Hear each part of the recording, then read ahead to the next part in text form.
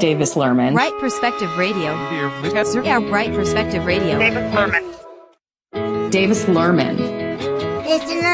The Jews always out themselves. They can't help it. Yes, this is one thing we can't forget to always capitalize upon. There's a long-term goal with Right Perspective Radio and what I'm doing. So the first goal is to grow the show consistently where yours truly can pay his bills. I need to make some changes, a better job on the video component, and this would mean switching a few things up. So that's all in the works, and that's going to be a summer project. I also learned, because I don't think this is like the audience's fault, I've not garnered a large enough audience to get this done. This is on me, right? So I also know I need to do outreach. So we're working on novel ways to tap into larger audiences and hope they come over to FTJ. And so that's on that front. But once I get all that done, because I think I've proven I'm not afraid of work, I'm going to continue to work for the interests of white people through think tank and IRL projects. Now, Puglord thinks he found the IRL component in life he needs, so he's A/B testing that. And if that turns out to be an effective outlet, then maybe I'll encourage others to join. Now, that being said, what would the think tank be about?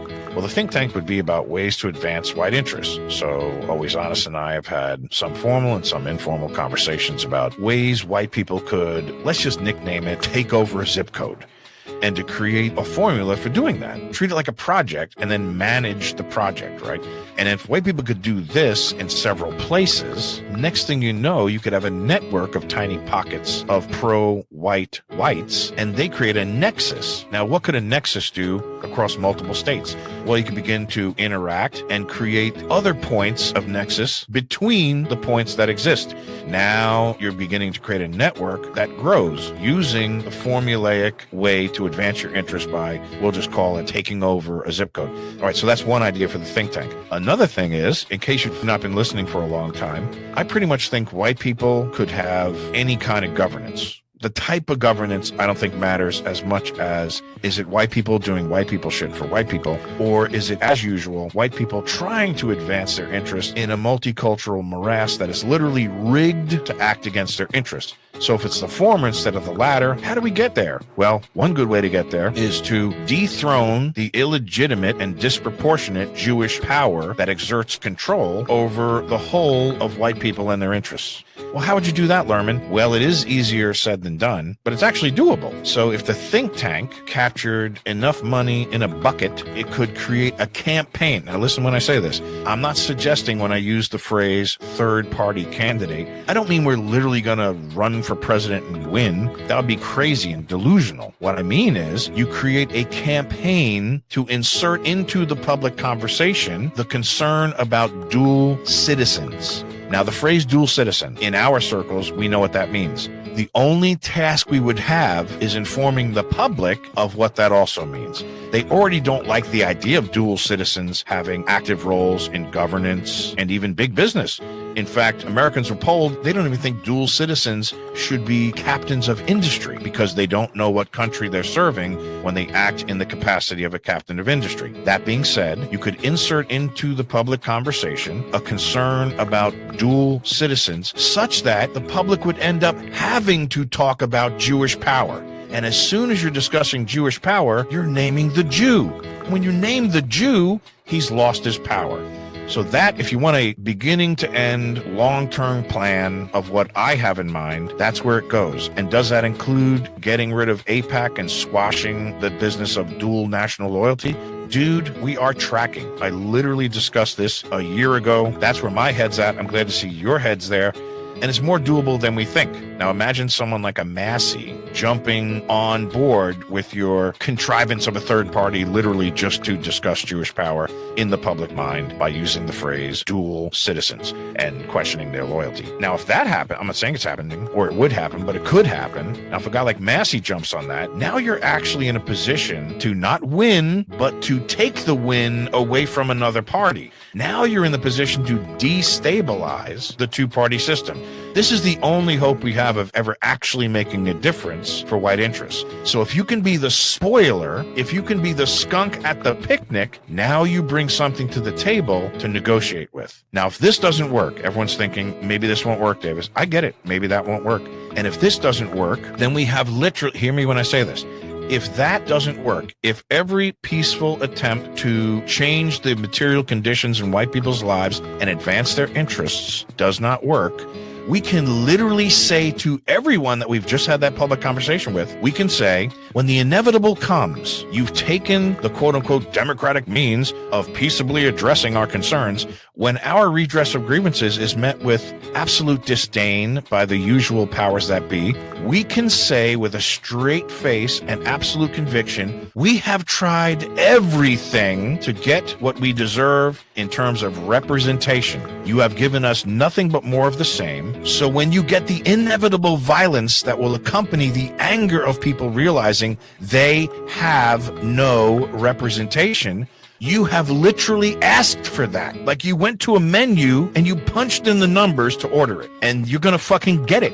So when you do, you won't be complaining to anybody that was a part of that public conversation, because everyone will know the truth, that disproportionate and illegitimate Jewish power has taken from you everything promised to you by your heritage, your forefathers. After all, you are the fucking posterity everyone was talking about. And yet here you are giving / being taken from, and never getting anything in return but blamed for everything that goes wrong in society. Well, I'm afraid that's a formula that ain't going to work forever. And the sooner it ends, the better. So how do you precipitate the end of that formula? Well, you got to do what I've suggested by having a public conversation about dual loyalty, dual citizenship. Call it the single citizenship party or the one people party. Whatever you want to call it, what it's called doesn't even matter. The conversation that's going to be had is what matters. And from then on, it's literally one domino hitting the other, and then the inevitable will come. So there's the long term, the short term, and where we hope to go. But first, I'm not going to lie to you. Can this white man pay his fucking bills doing this? Now, if I can't do that, then it's back to the working stiff thing, and then none of these ideas will come even close to fruition. I hope that's not the case. But again, if that doesn't work, it's not your fault. I need to bring more people into this thing. So this is a me problem, but I appreciate everyone's support. This guy is crazy hard. This guy is crazy insane. Balls to the wall, gun to my head, going batshit, balls to the wall, fucking nuts over here. This guy is crazy hard. Oh, well, I appreciate that. Yeah, it's just for those who think Davis has got no plan. He's going week to week, and he don't know where this is going. Well, I could tell you where I'd like it to go, so I just laid that out. There we are. Around here, we discuss almost nothing but collective interests and share aspirations. So in the marketplace of ideas regarding collective interests and aspirations, I don't brag a lot, but I'm going to say we're pretty much on the cutting edge of that. So forward thinking regarding that. And my aspirations are not all that crazy, I don't think. I will explain one thing, though, because I do get criticisms. I think it's a fair criticism. So the first time I ever brought up the idea of the single citizenship party, whatever it's going to be called, it could be called the One People's Party. I don't care what it's called, as long as it focuses on no dual citizens serving an elected office, nor as captains of industry, because we all know the reality of late-stage neoliberal capitalism and the disproportionate control corporations exercise upon people's, quote-unquote, we'll call them freedoms, whatever.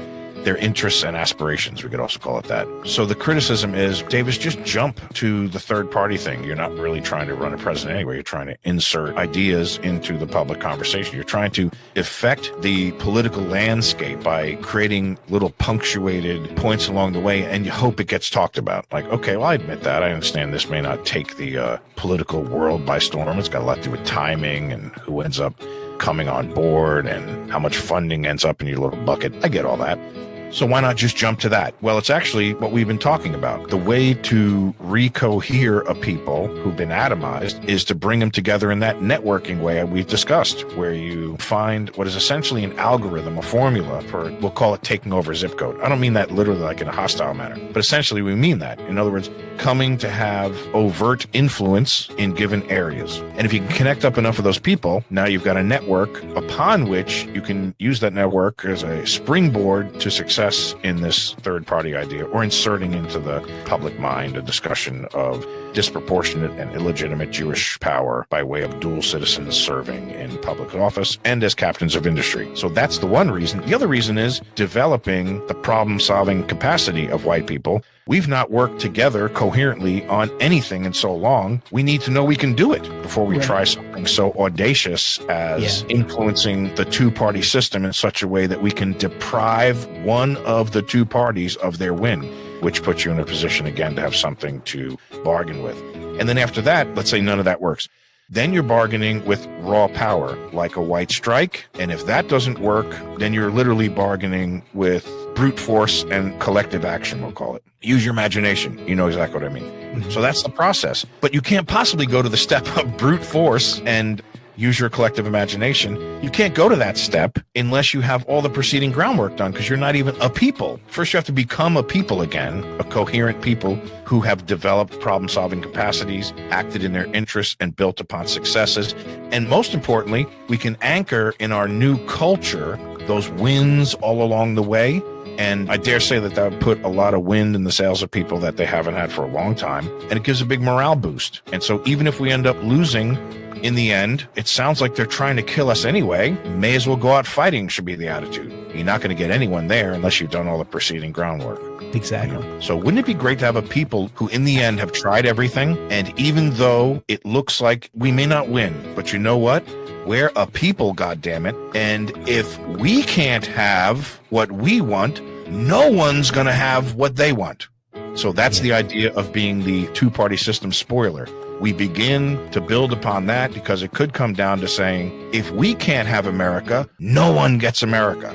Right. Now I hate to tell everyone this, as crude as that sounds, and, oh, Davis, you're flirting with Fed posting. No, not really. What I'm saying is it really is a choice between you're either going to make sure no one gets it or you're going to get it. Now you're actually negotiating. Yeah, it's important that you take all steps prior to doing that. But yeah, if the last step has to be something that would otherwise be reprehensible if you hadn't taken all the previous steps, see, it's one of those things. It's kind of like the rules of the crowd that we can disabuse ourselves of all prior morals and restrictions and quote unquote legalities, whatever. When it comes down to the point where you're in the last battle for the existence of your people, then anything goes. But to be in an anything goes fight, I'm afraid, you got to take all these steps that I've been discussing, I'm afraid. Otherwise, you're not a coherent people who've developed problem-solving capacities and developed the notion of a people. Yes. Davislurmann. Yes. Okay. Yes. Oh, yeah. Oh, yes. Davislurmann. Yes, that's exactly what I want. That's a yes, right. But I'm willing to believe there's a lot of people who think, you know what, Davis, I don't think you're the guy to define our collective interests and deliver those aspirations. Okay, great. Well, find someone who is your guy, because we need to support more of what we want to see in the world. That's literally the only way that's going to work. And if someone else ends up beating me to it, like, hey, all the better, I'm just going to join. We need to get it done. I just don't see anyone else doing it the way I think it would get done. So that's why I'm at this step in the stage of events that I've been describing. So again, you could tell me to go fuck myself, or you could pat me on the head and say, great job. Or you can deliver your inputs and thoughts and opinions to davislurmann@gmail.com. I'm open to reading your ideas and contributing my thoughts and responses. Oh, my God. And I was like, oh, my God. Our fight for Judenfrei, or being Jew-free, is not free. God, fuck. I'm such a bad American. Those who think we should risk everything and work for free like slaves are no different than Jews. Davislurmann. The Jew who wants to cancel us, enslave us, debank us, and refuse us the dignity of supporting our families because we expose who they are. And I was like, oh, fuck. You know what? Donate now. Honestly, I got something to tell you. Support what you want to see more of in the world. What you don't support goes away. Like, what are you talking about? Donate now. Yeah.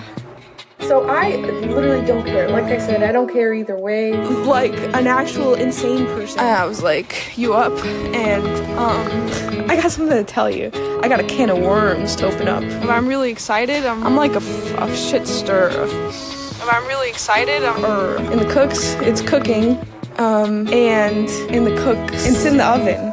It's getting there. It is hot as a mother, hot as balls. This guy is crazy. This guy is crazy hard. This guy is crazy insane. Balls to the wall, gun to my head, going batshit, balls to the wall, fucking nuts. Humor, anger, and thoughtful analysis are the modus operandi of Davis Lurmann's right perspective. Fucking nuts over here. Davis Lurmann. It's crazy. Ooh, that is good. Running around like a scoundrel. Fucking nuts over here. That's crazy. Yeah. So yeah, I guess I'll talk to you guys later. So thanks for listening. David's so yeah. Well, shit.